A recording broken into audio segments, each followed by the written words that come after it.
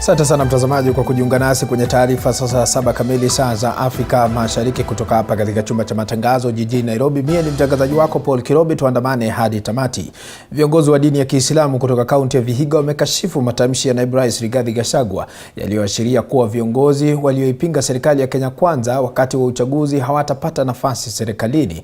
Wakiongozwa na mwenyekiti wa baraza la maimamu kule Vihiga Sheikh Ali Mbenja, viongozi hao wametaja matamshi hayo kuwa kadhalika. Viongozi hao wamewataka Wakenya pamoja na viongozi wote kushirikiana na kuungana kwa ajili ya maendeleo ya kitaifa. Ni kiongozi wa kila mmoja, ni kiongozi wa nchi, na ukiwa kiongozi wa nchi ni lazima ujaribu kuleta yule ambaye alikupigia kura na yule ambaye hakukupigia kura, ili uonyeshe kuna mshikamano. Na hasa kiongozi akiwa kiongozi wa ngazi ya juu, ni vizuri sana aangalie sana asitoe matamshi ambayo yatafanya watu kukosa kuelewana. Kwa hivyo sisi tunamuomba ndugu yetu Deputy President kwamba yale matamshi aliyoyatoa yanaweza kuwa pengine yalikuwa ya kupendeza mtu fulani, lakini hayakuwa mazuri. Ni vizuri kwamba watu wote wahusishwe. Mtu ambaye yuko na uwezo wa kufanyia Kenya kazi apewe nafasi afanyie wananchi wa Kenya kazi, lakini isikuwe kwa sababu ya chama fulani itakuwa tumepoteza mwelekeo. Nafasi ambazo kwamba inataka kupatia Waislamu wanaangalia Northeastern na Coast. Kwa hivyo wakati huu tunafurahi kabisa kwa sababu amemchagua Yusuf Chanzu kwa National Housing Corporation. Na mtazamaji, na hayo yakijiri kwingineko ni kwamba wabunge wa chama cha ODM ambao walikutana na Rais William Ruto katika Ikulu wamepewa changamoto ya kujiuzulu kutoka kwa nafasi zao na kurudi debeni kwa sababu ya kusaliti chama hicho. Wanachama wa ODM tawi la Ugenya wakiongozwa na mwenyekiti wao Stephen Omondi wamesema kwamba wabunge hao hawana maadili ya kuendelea kung'ang'ania nafasi walizopata kupitia chama hicho. Gavana wa Siaya James Orengo amesema kwamba juhudi za wabunge hao za kumsaidia Ruto kupenya ngome ya Raila Odinga ya Nyanza hazitafua dafu.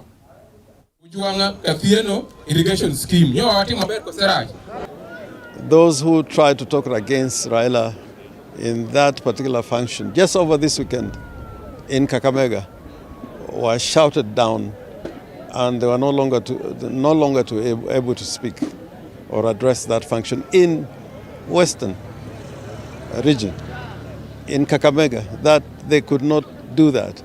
And I can tell you in Nyanza, particularly Nyanza, is going to be an impossible task. Mine is just to put things straight here.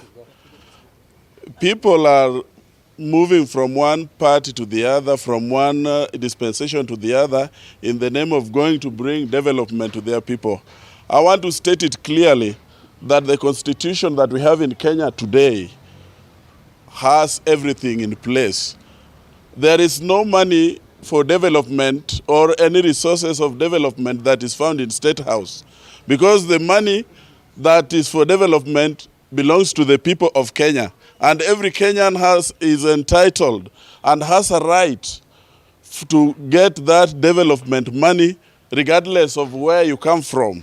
I want to tell them, before they form the rebellion, let them resign from the ODM party which they were elected in, so that they form a party or come with that party, so that the people of their constituency can vote them in again in their respective rebellion parties they are going to form. Yeah. And that one we are saying strongly as ODM, that let them resign. They cannot represent us in the National Assembly, yet they are in ODM and supporting the agendas of the opponent. Na mtazamaji, tukitoka maeneo hayo kwa sasa tunavuka hadi katika kaunti ya Nyamira, ambapo wakazi wa kaunti ya Nyamira sasa wana kila sababu ya kutabasamu. Ni baada ya serikali ya kaunti hiyo kutoa huduma za matibabu kwa bure, ikiwemo vipimo vya afya. Kwa sasa tutaungana naye mwandishi wetu Kombo Alfayo kutoka kaunti ya Nyamira atufahamishe mengi zaidi kuhusiana na mpango huu.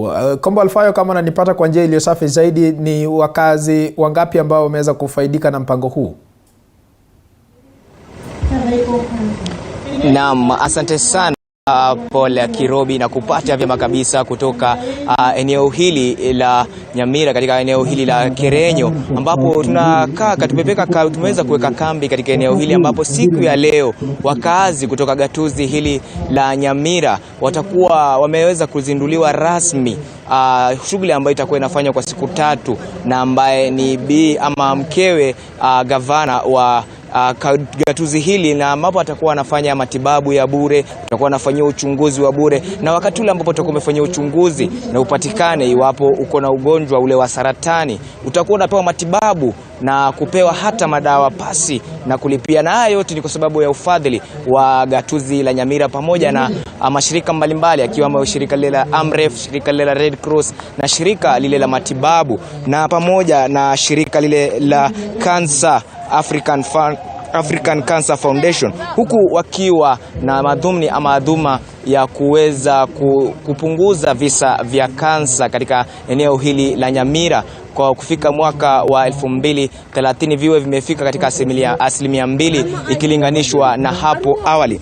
Lakini tukikumbuka kwamba matibabu haya yatakuwa yanapewa katika hospitali karibu zote za kaunti ndogo, ikiwa hospitali ile ya Ekerenyo, hospitali ile ya Kijauri, hospitali ile ya kaunti ndogo ya Esani na hospitali ile ya Manga, pamoja na hospitali ya rufaa ya Nyamira. Watakuwa wakitoa matibabu haya na kupimwa na kufanywa uchunguzi. Lakini hapo awali tulikuwa tumeweza kumpata waziri pamoja na mkewe gavana ambaye ni Amos Nyaribo, ambaye ni Emily Nyaribo, akiwa anazungumza na kihutubia wakazi ambao waliweza kufika katika eneo hili, ambapo pia vile vile tuliona wake wa magavana ambao ni kutoka kaunti jirani kama vile kaunti ya Kericho, kaunti ya Kisumu, kaunti ya Migori, vile vile kaunti ya Busia pamoja na kaunti ya Homa Bay. Tutakuwa na kuomba kwamba tuweze kupata kusikiza alivyosema Nyaribo hapo awali.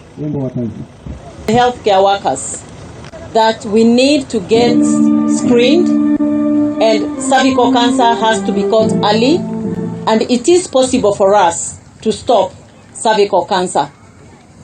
So therefore, Matibabu Foundation, thank you so much. The acronym on the scrub that I'm wearing is WOMAN, meaning Word of Mouth Advocacy Network. The only thing that I have here is my mouth. So I will use my mouth to advocate. I will use my mouth to tell the next person, the next female, please go for your cancer screening. So every healthcare workers who has got a scrub, and there will be 1,200 scrubs given to the healthcare workers in Nyamira, and every other county within the Lake Region Economic Block is going to get at least 1,000 scrubs. Use those scrubs as you wear them. Use your mouth to tell the next person to go for a cervical cancer screening, so that by the end of 2030, we will have, hopefully, stopped cervical cancer in this region. I want to applaud the survivors for your strength and for coming forth to challenge others, to tell them it is okay when you are diagnosed. There is medication and you can actually be helped. I am grateful that you have shared your stories, and I just want to tell you that we will walk the journey with yourselves. We may not offer treatment. Naam, kama ulivyoweza kusikia tu kutoka kwa hotuba aliyoweza kutoa Emily Nyagarama hapo mwanzo, na sasa hivi tukiweza kupata kwamba ameweza kuwahimiza madaktari kuweza kukubali kuelekea katika maeneo yale ya nchi za nje ili kuweza kuongeza masomo yao, kwa sababu gonjwa hili la saratani kila wakati huenda likibadilika na kuwa sugu, na kwa njia hizi ndizo zitaweza kufanya kwamba gonjwa hili la saratani, wakati watakuwa wanasomea zaidi kuongeza masomo yao, watakuwa wanapata fursa ya kujua namna ya kukabiliana na ugonjwa huu. Na kwa kuwa shirika lile la kimataifa la WHO litakuwa limesema kwamba wanapania kwamba kufikia mwaka wa 2030 watakuwa wameweza kupunguza maradhi haya ya ugonjwa wa saratani. Hayo tu kwa sasa, lakini nitakuwa na kitakambi ili niweze kukufahamisha mengi zaidi kutoka huu. Wakati ni hayo kwa sasa kutoka upande wangu, pengine nikurejeshee kwako studioni Paul.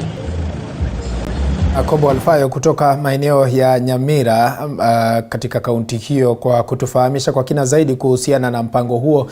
Bila shaka tutakuwa tunapokea taarifa zaidi ni watu wangapi ama ni magonjwa gani haswa ambayo wakazi kutoka maeneo hayo wanaathirika nayo. Kwa sasa mtazamaji, wacha tuvuke maeneo ya Pokot Magharibi ambapo huko operesheni ya kuwasaka wahalifu katika kaunti 6 zinazopakana na bonde la Kerio ikiendelea. Wenyeji wa kaunti za Pokot Magharibi wanazidi kuelezea kutamaushwa kwao kuhusiana na zoezi hilo. Kwa sasa wacha tuungane naye moja kwa moja mwandishi wetu wa kaunti hiyo Andu Juma ambaye kwa sasa anazungumza na wakazi wa maeneo hayo. Andu Juma.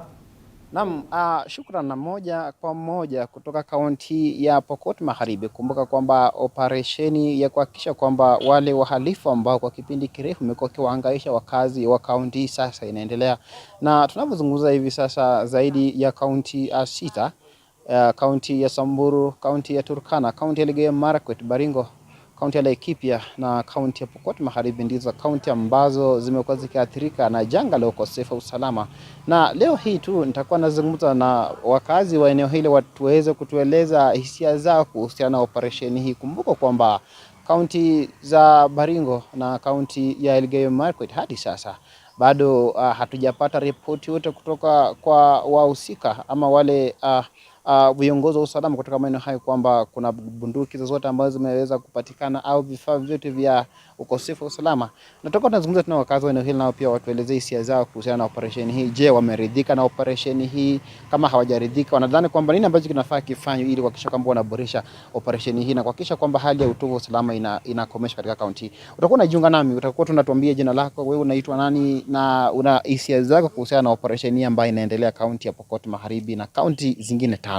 Wewe umeichukuliaje? Anza kwa jina lako. Kwa majina ni Jacob Loshakununu, mkaaji wa West Pokot, na mimi kwa hii operation hatujafurahia vile imeendeshwa, maana imeendeshwa na a lot of segregation. Maana hii serikali yetu ambayo inaongozwa na president na waziri Kindiki alianza hii operation kwa njia ambayo hatukufurahia kama wakazi wa West Pokot, maana alipo anapeana punduki kwa upande wa Marakwet, kwa Baringo, kwa Turkana amewacha West Pokot. Kwa Baringo anapeana kwa Watugen, amewacha ule wa Pokot ya Baringo ya Tiaty constituency. So sisi kama wakaaji wa West Pokot hatukufurahia vile Kindiki anafanya, maana anaweka wengine kuua wa Pokot. Alafu wakati sasa wale punduki ile ilipeanwa Baringo ikaua wa Pokot kutoka Tiaty. Ile ilipeanwa Marakwet na ile ilipeanwa Turkana, hiyo bunduki ndio iliua wa Pokot, ilifanya kuua wa Pokot hapo. Haya, tena ingine ambaye sisi tunalalamikia ni mambo ya bunduki. Kuna areas ambaye serikali ilipeana bunduki. Kuna zingine wamepeana, kuna makaunti zimepeana kama Samburu, Laikipia, Turkana, West Pokot. Lakini mpaka sasa tunashangaa Marakwet na Baringo haijapeana kitu. Haijapeana hizi mabunduki. Which means kuna kitu serikali inafanya ambaye mpaka sasa kama wakaaji hatujajua ni nini iko ndani ya hii maneno. Maana sisi tunalalamikia huyu Profesa Kindiki mpaka wa leo ameita viongozi wa kaunti ya Baringo, ya Marakwet, ya Turkana, ya Samburu na Laikipia, lakini ya West Pokot hajawaita ili kuongea juu ya mambo ya usalama. Tumelalamikia hata wabunge wetu, lakini Profesa Kindiki hajawapa hata masikio. Sisi tunalalamika Ruto akumpa mtu kwa hii docket ya security ambaye anajua mambo ya usalama. Angempa wale watu mtu ministry ya hii ya Indiria, mtu ambaye anaelewa mambo ya usalama. Mtu ambaye anaweza kusikiza, anaweza kuja chini na kusikiza na kuuliza ni nini ambaye inachangia hii mambo ya wizi ya ng'ombe. Asante sana. Ulivyosikia tu ni maoni ya mkazi wa kaunti ya Pokot Magharibi ambaye kwa asilimia kubwa sana nasikitikia zoezi hili, akisema kwamba huenda kuna baadhi ya kaunti ambazo hadi sasa hazishirikiani na serikali katika operesheni hii, na wito wake ni kwamba waziri wa usalama wa ndani Kithure Kindiki aweze kuwajibika ili kuhakikisha kwamba operesheni hii inakuwa ni sawa na kila mmoja katika kaunti hizi 6 anaweza kujukumika. Kutoka kaunti ya Pokot Magharibi, jina langu ni Andrew Juma. Na asante sana Andrew Juma kutoka maeneo ya Pokot Magharibi kwa kuangazia taarifa hiyo. Kwingine kulikuwa zaidi ya wanafunzi 200,000 waliohitimu kujiunga na shule za upili mwaka huu wanaendelea kusalia nyumbani wiki mbili sasa tangu shughuli ya kuwasajili kung'oa nanga.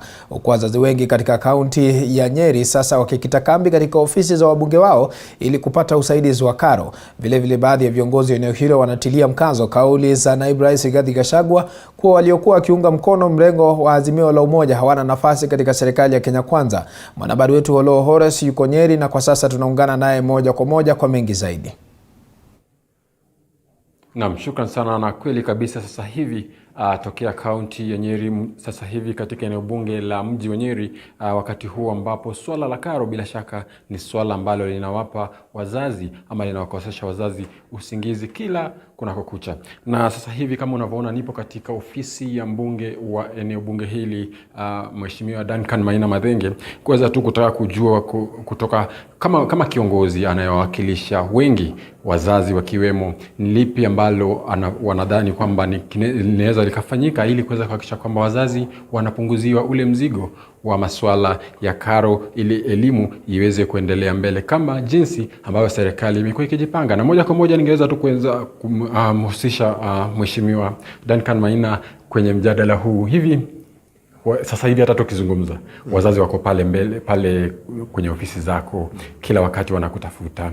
Ni swala lipi ambalo unadhani kwamba linaweza likafanyika mara moja na ikakuwa ni kama suluhisho la kila siku la kutosha, kwamba masuala ya elimu, karo ikiwemo, inashughulikiwa kwa mara moja? Asante sana Horace. Ukweli ni kwamba katika hii ofisi yetu wale wananchi wengi kabisa wanaokuja kila siku wanakuja kwa ajili ya masuala ya elimu, haswa karo katika shule na pia katika vyuo. Na jambo la kwanza ningependa kuzungumzia karo katika shule za upili, haswa zile zenye hazina mabweni. Manake katika mpangilio wa kazi ya serikali upande wa elimu katika Kenya, shule zenye hazina mabweni masomo ni bila malipo. Lakini kwa sasa unakuta ya kwamba kuna mambo mawili yenye yanawakera wazazi wanapofika kupeleka watoto shule zote. Jambo la kwanza ni bei ya mavazi ya shule ama uniforms. Unakuta ya kwamba shule nyingi bei ya mavazi peke yake, uniforms, sare za shule, inaanzia kutoka shilingi 15,000. Ninaamini hii kiwango iko juu zaidi, ya kwamba imekuwa ni njia mpya ya kuwanyima watoto wanaotoka kwa familia zenye hazijiwezi vizuri watoto wao kupata elimu. Hivi juzi masaa machache yamepita, tumeweza kumsikia matamshi kutoka kwa naibu rais akisema kwamba akilinganisha serikali kama kampuni fulani. Hivi unafikiria vipi kuhusiana na ushirikiano kati ya serikali na wale ambao wako kwenye upinzani ama viongozi ambao hawako kwenye mamlaka? Unajua siasa ni mashindano, na hii mashindano ni ya kisera. Wakati mimi niliamua ya kwamba nitajiunga na chama cha UDA, alafu tukajiunga na muungano wa Kenya Kwanza, kuna ahadi tulizotoa kama chama na pia kama mgombea kiti binafsi, nikilinganisha manifesto yangu na manifesto ya chama cha UDA. Wakenya waliwasikiza viongozi wa UDA na Kenya Kwanza, na wakawasikiza pia viongozi wa upande wa Azimio la Umoja, na Wakenya wakaamua ya kwamba UDA na Kenya Kwanza inawashawishi kwa njia kubwa zaidi, ya kwamba wakiwapa nafasi ya kuunda serikali na kuendeza shughuli za nchi hii miaka 5 ijayo, itakuwa na manufaa bora zaidi kwa wananchi kuliko upande ule mwingine wa upinzani. Baada ya uchaguzi, kila mwananchi atapokea maendeleo ya serikali, lakini pia kuna masuala yenye viongozi wao binafsi hufuata kwa ajili ya mambo yao. Hiyo masuala ni lazima viongozi wenye waliweka imani yao katika mlengo wa Kenya Kwanza, mahitaji yao ishughulikiwe kwanza kabla ya viongozi waliokuwa katika ule mlengo mwingine. Hivyo ndivyo siasa hufanyika katika dunia mzima, si hapa Kenya peke yake, ni katika dunia mzima. Hakuna upande wa upinzani huwa ndio wanapata matunda ya kwanza ya upande uliounda serikali, iwe Kenya, iwe Marekani, iwe Uingereza, iwe Ujerumani, iwe India, mahali popote duniani kwenye ushindani wa kisiasa huo ni ukweli. Nafikiri tofauti ni kwamba naibu wa rais Rigathi Gachagua, yeye ni mtu huongea ukweli ulio katika roho yake bila kujificha na bila kuambia watu maneno mingi ya mkato. Huwa anaongea mambo ilivyo.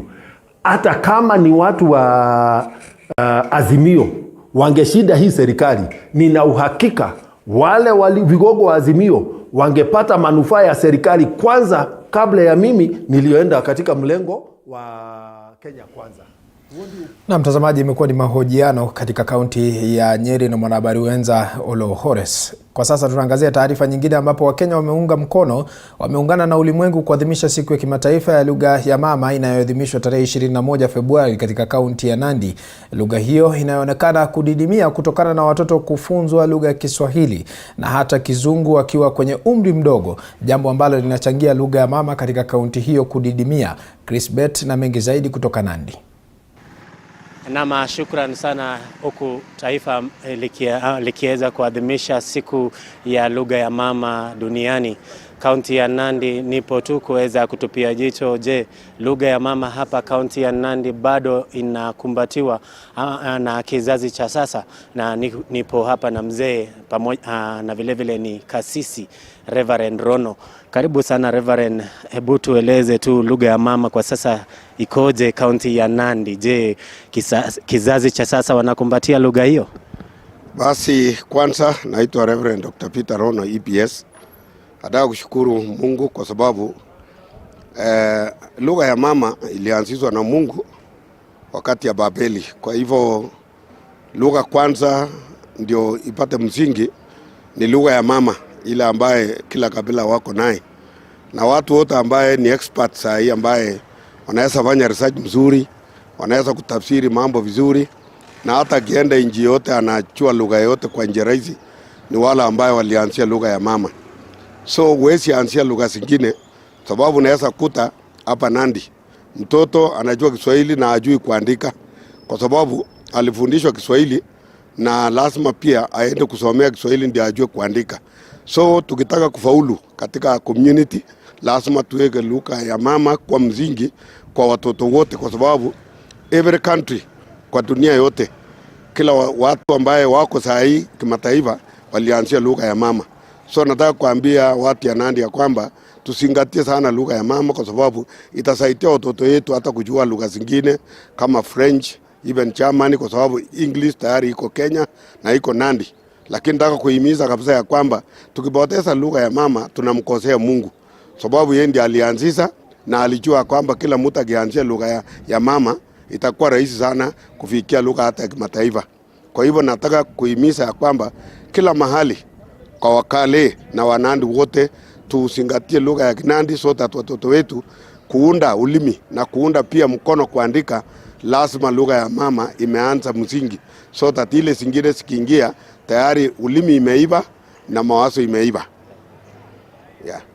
Nama, shukran sana. Ndo kauli yake kasisi huyo Reverend Rono, ambaye anasema kwamba lugha ya mama imeweza kuweza kutupiliwa mbali na kizazi cha sasa, kwamba ukipata kwamba watoto wameweza kukumbatia sana lugha ya Kiswahili, wengine wakiweza kukumbatia lugha ya Kizungu wakiwa katika umri mdogo, na kuchangia pakubwa watoto hawa pindi tu wanapokuwa wakubwa wanaweza kupoteza lugha ya mama na kuweza vile vile kuzungumza lugha ya Kizungu au kuzungumza lugha ya Kiswahili. Kutoka hapa kaunti ya Nandi, tukiendelea tu kuadhimisha siku hii ya lugha ya mama duniani, tunasema kwamba lugha ya mama ndiye lugha ambayo itaweza kuchangia ukuaji wa jamii.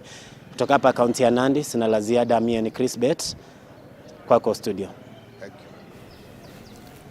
Naam, asante sana Chrisbet kwa kutufahamisha hilo kuhusiana na umuhimu wa lugha ya mama. Kwa sasa tunaangazia taarifa nyingine ambapo magavana kutoka eneo la Pwani chini ya Jumuiya ya Kaunti za Pwani JKP wamesisitiza kuwa wakati wa utekelezaji wa miradi katika eneo hilo umefika, wakiangazia kilimo, biashara na utalii. Wakizungumza baada ya mkutano wao mjini, magavana hao wakiongozwa na mwenyekiti wao Gideon Mung'aro wamesema kwamba wakazi wa eneo la Pwani hawajanufaika kiuchumi tangu kuanzishwa kwa mradi huo mwaka wa 2015.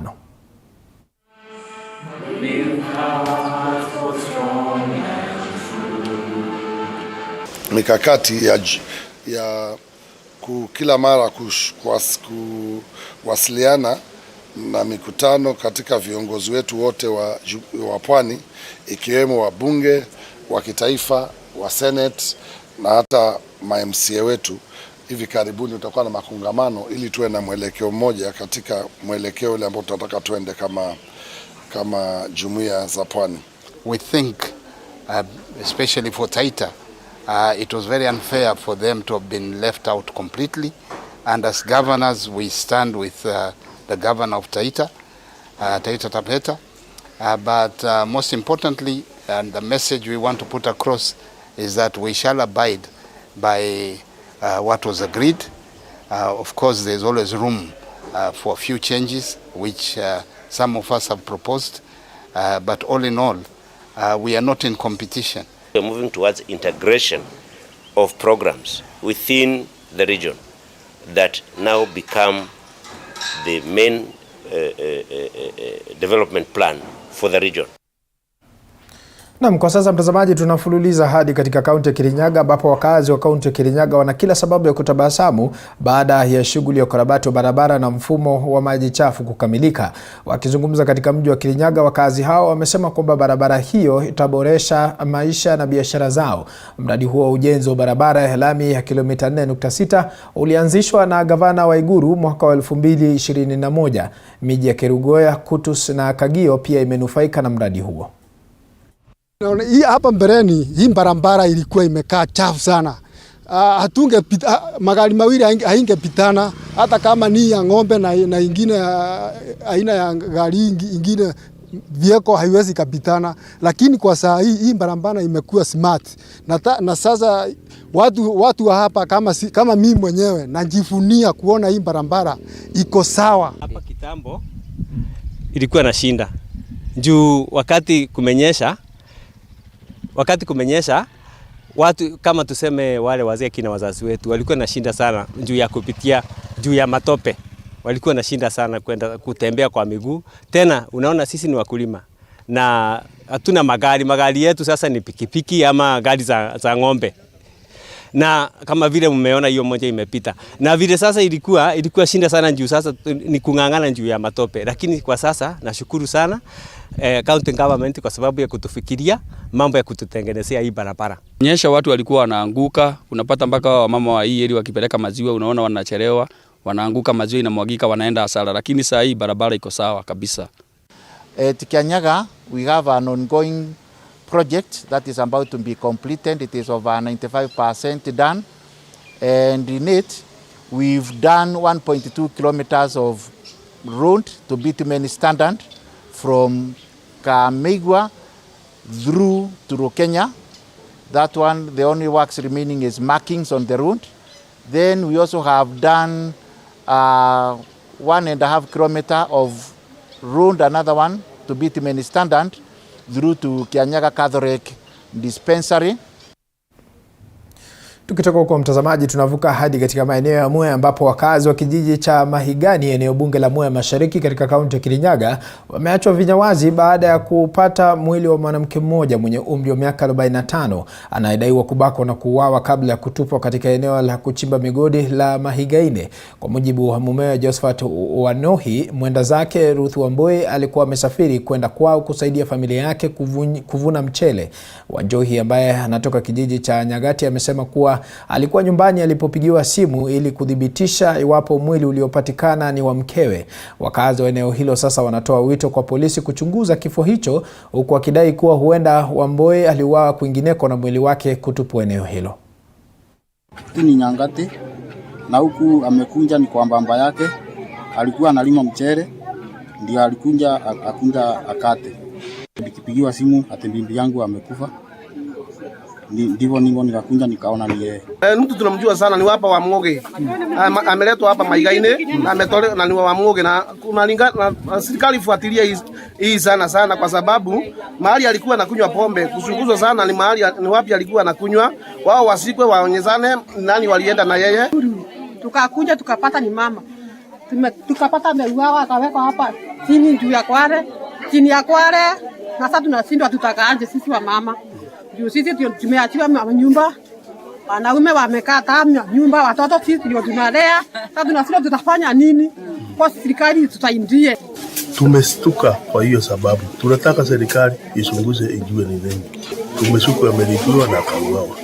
Tunamjua ndo wa msee mwingine hapa Msuya anaitwa. Na mtazamaji, taarifa hiyo kutoka maeneo ya Mwea kwa sasa inatupeleka katika pumziko mafupi. Tukirejea tunakuja na mengi zaidi, usiende mbali.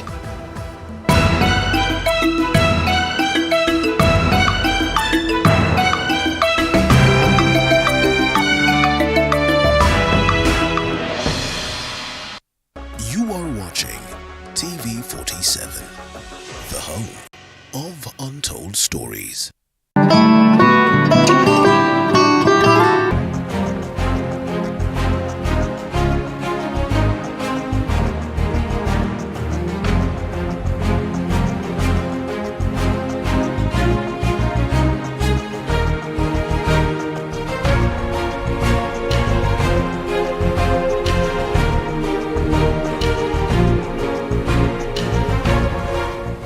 As you pursue your dreams, remember to guard your health jealously. And that's why the Body Garage exists.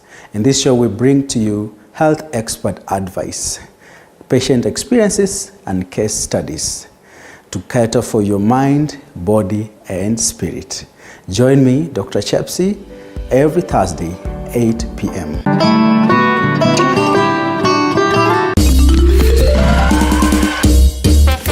Sona moja imetengenezwa kwa njia spesheli ili kupambana na maumivu kwa haraka. Sona moja ina aspirin kama kiungo. Sona moja, kitulizo kamili. Maumivu yakizidi, pata ushauri wa daktari. Authentic, natural, planned.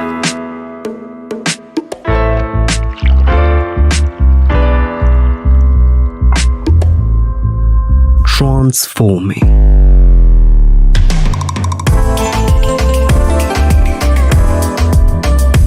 Endless benefits.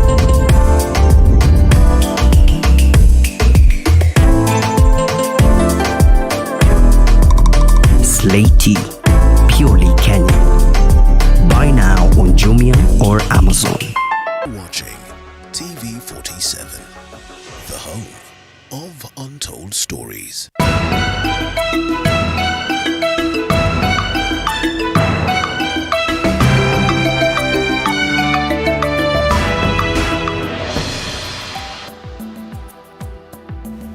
Naam, karibu tena mtazamaji. Kwa sasa tunavuka hadi katika maeneo ya Turkana ambapo wabunge kutoka kaunti ya Turkana wameahidi kushirikiana na serikali katika utekelezwaji wa maendeleo na ajenda ya Rais William Ruto.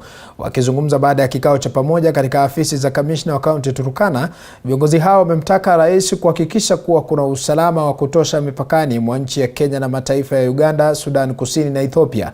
Hii ni kutokana na uvamizi wa mara kwa mara eneo hilo.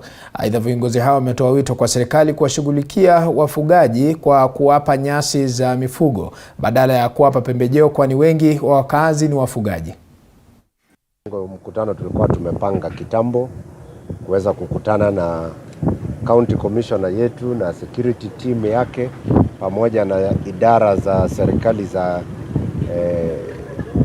kitaifa, yani national government departments ya Turkana County pamoja na viongozi elected ya Turkana County wabunge.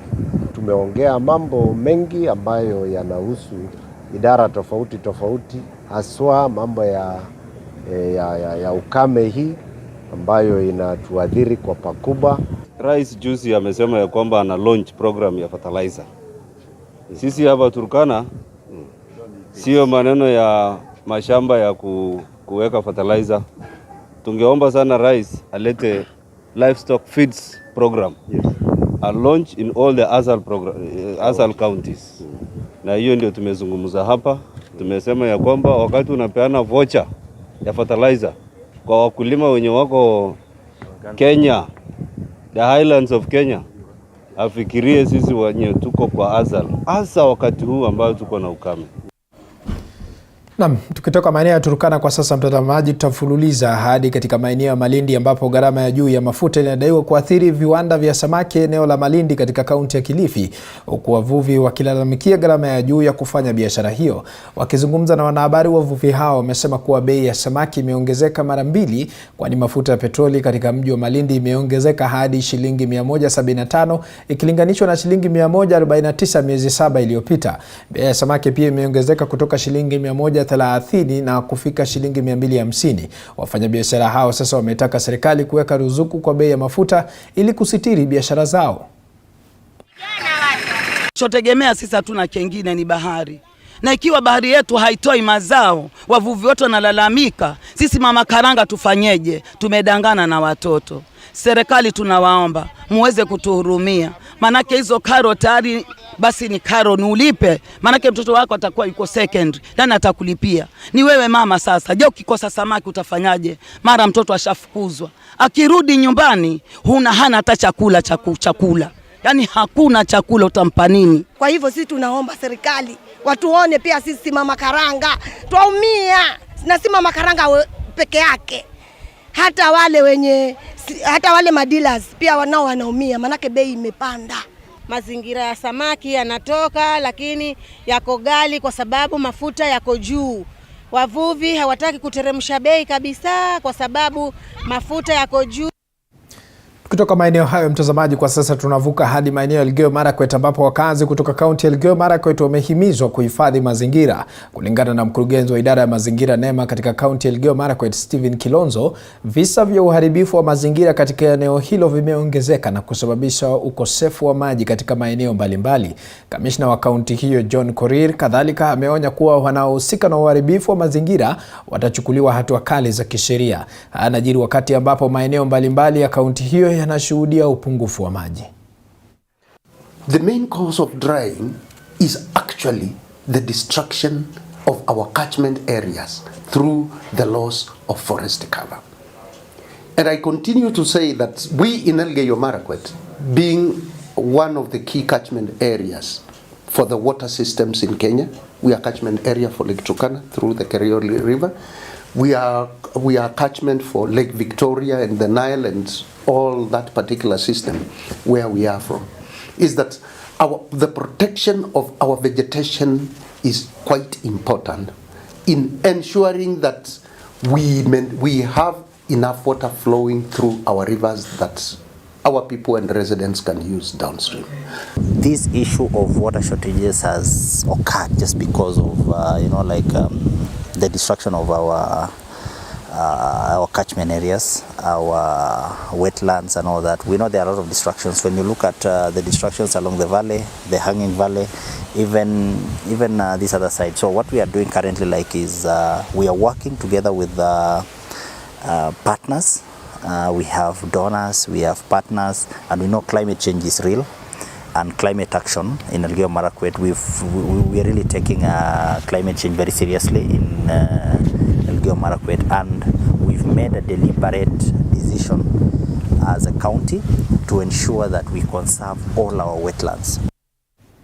Na mtazamaji, na hayo ya kijiri, Rais William Ruto amehimiza Umoja wa Mataifa ya Ulaya kujitolea kutekeleza makubaliano baina yao na mataifa ya Jumuiya ya Afrika Mashariki ili kupanua soko la kimataifa la Kenya. Akizungumza jijini Nairobi katika kongamano la kibiashara kati ya taifa la Kenya na Muungano wa Mataifa ya Ulaya, Rais Ruto alisema kuwa mataifa ya Ulaya yatapata faida kubwa kwa ushirikiano na Kenya kibiashara, huku akiitaja sekta ya kilimo kama iliyopewa kipaumbele katika ajenda ya serikali yake. Kwa upande wake, Waziri wa Biashara na Viwanda Moses Kuria ametoa wito kwa mataifa ya Ulaya kupunguza masharti makali kwa Wakenya wanaowekeza katika mataifa hayo.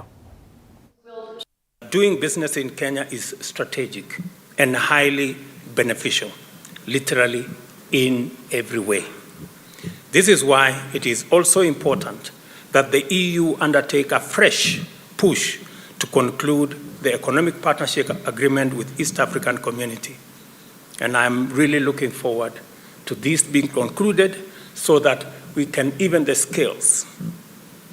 Access to the EU market would enable Kenya expand its export base, thereby multiplying employment opportunities and strengthening its balance of trade. You are aware, and I've said this clearly to Ambassador and the team, that some of our neighbors and some of our partners, because of the least developed country status, they continue to enjoy, free market access to your markets. And Kenya has said that really we have to have this conversation. Is it right? Is it fair? Is it moral? Is it the right thing to do for Kenya to continue suffering because we are a middle-income country? We cannot incentivize poverty. Poverty is not something you aspire for. Poverty is something you find yourself in by accident. And we want to ask European Union to continue having this conversation, even with our partners, and tell them really that, please, let's aspire to leave this LDC bracket and get all our economies to the... Kwingineko mtazamaji, ni kwamba mwanafunzi mmoja katika kaunti ya Migori ameaga dunia, huku watu wengine kadhaa wakiendelea kupokea matibabu katika hospitali ya rufaa ya Migori. Hii ni baada ya kugongwa na gari la polisi lililokuwa likimkimbiza mlanguzi wa dawa za kulevya aliyekuwa akitoroka kukamatwa. Tukio hilo la asubuhi lilitokea katika barabara ya Uriri Rongo, wenyeji waliojawa na hamaki kwa muda wakifunga barabara hiyo. Iliwalazimu polisi kutumia vitoa machozi hewani ili kuwatawanya wakaazi hao na kurejesha hali ya utulivu mjini Migori. Kusema makosa, unajua saki kuweka makosa before we do preliminary what? Investigations.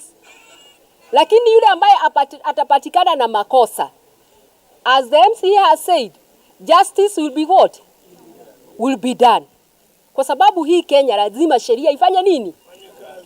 Kwa sababu kama watoto walikuwa wanapitia kando ya barabara, tunataka kujua what happened. And I'm sure we have eyewitnesses here. Si ni kweli? Wale ambao watoto walikuwa wanatembea na hao watoto wengine, I'm sure they are here. Yule mama pia ameumia. I know she will talk from the hospital bed to say what happened. Some police vehicle was trying to chase a Probox. Seemingly, they are saying that the Probox had some illegal drugs. So in the process of trying to speed up to catch up to the vehicle, an accident occurred and one of our students passed away. Two are in critical conditions and have been directed to Migori referral. Actually, our students have been saddened by the passing away of one of our students. So they were trying to make ways of reaching Migori county officers, education officers, for an explanation, or if at all they can be helped. The police officers are trying to tear gas the students, so the students have turned too rowdy. Na mtazamaji, ni taarifa ya kusikitisha na taarifa ya kustaajabisha. Kwingineko ni kwamba mwanamume mwenye umri wa miaka 35 ambaye alimuoa msichana wa miaka 17 katika harusi ya kitamaduni eneo la Naikara katika kaunti ndogo ya Narok Magharibi amekamatwa. Mwanamume huyo alikamatwa saa chache baada ya harusi hiyo alipotundika picha zake za harusi kwenye mitandao ya kijamii, swala ambalo liliibua maswali mengi miongoni mwa umma. Kulingana na mkurugenzi kwenye afisi ya watoto ya Narok, mwanamume huyo alikamatwa usiku wa harusi yake na kufikishwa kwenye kituo cha polisi cha Mulot, huku msichana huyo akifikishwa kwenye ofisi ya watoto ya Narok. Hata kabla ya hiyo ni mtoto ambaye alikuwa ametolewa shule akiwa class 4 kwa shule yenye alikuwa huko kwao. So wazazi kwanza walimtoa shule, na ndio sasa kumaanisha walikuwa na mpango ya kumuoza. Ndio maana hawakutaka aendelee na mambo ya shule. So tulifaulu hiyo kufanya, na ningependa kushukuru police, National Police Service, hasa Kopro wa Naikara ambaye tulishirikiana na yeye na maofisa wake, wakaenda usiku na wakaweza kufanya hiyo operation, waka rescue mtoto na wakashika yule mtu wakiwa kwa nyumba, yule mwenye alikuwa amemuoa. Na huyu kijana hii kesi alikuwa ameiweka kwa Facebook. Alipooa msichana wakafanya hiyo sherehe ya nyumbani, akaweka kwa Facebook, na sasa ikaleta